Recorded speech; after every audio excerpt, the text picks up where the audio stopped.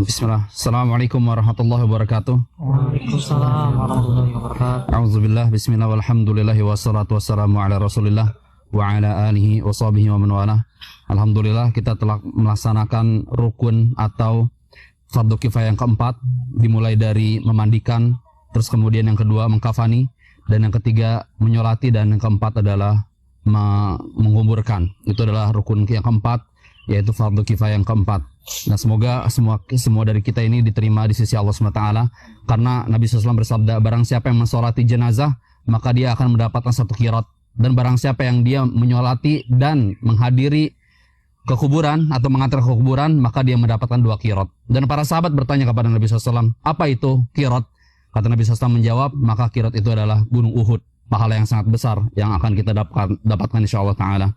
Inilah yang ditunggu oleh Pak Jalal. Jadi sebenarnya tidak ada di dunia ini yang kita tunggu kecuali kematian.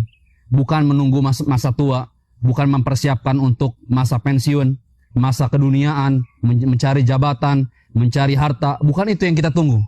Bukan kesuksesan yang kita tunggu.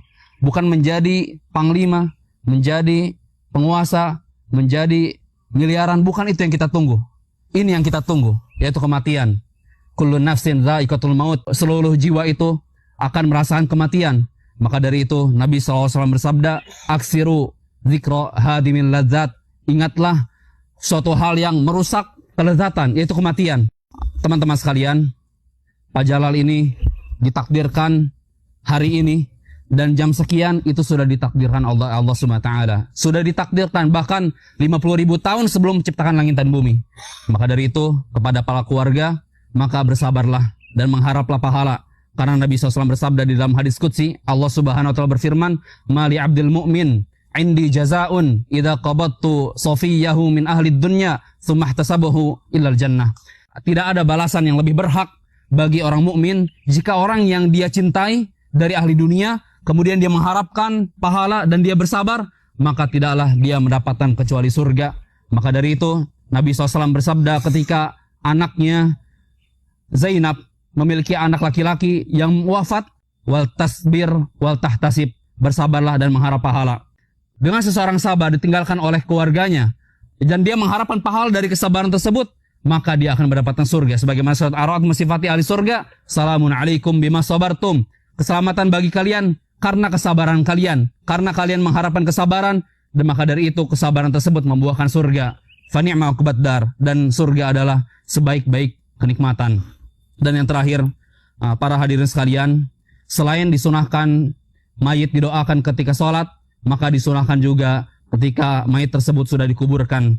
Karena Pak Jalal ini sebentar lagi akan bertemu dengan makhluk yang tidak pernah ditemui oleh Pak Jalal selama hidupnya, yaitu 2 makhluk yang sangat menyeramkan, Munkar dan Nakir.